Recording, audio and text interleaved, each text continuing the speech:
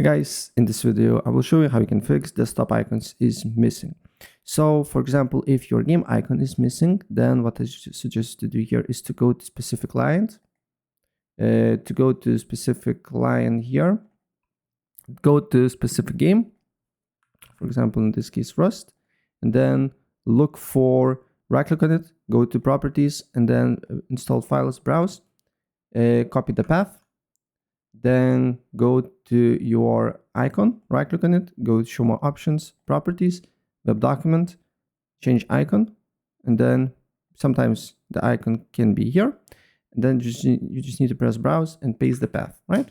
And then just look for a exe file and then open, and then as you can see here, the icon will be here.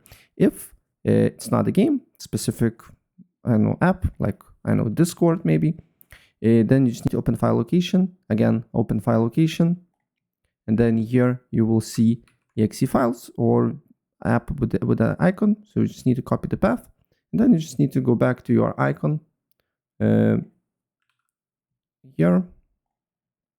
and then you just need to right click on it, properties, and then here it should be your location and your icon holder, and you just need to press change icon here, and then maybe it can be here, but if it's not, just press browse and then paste the path, press enter, and then add icon.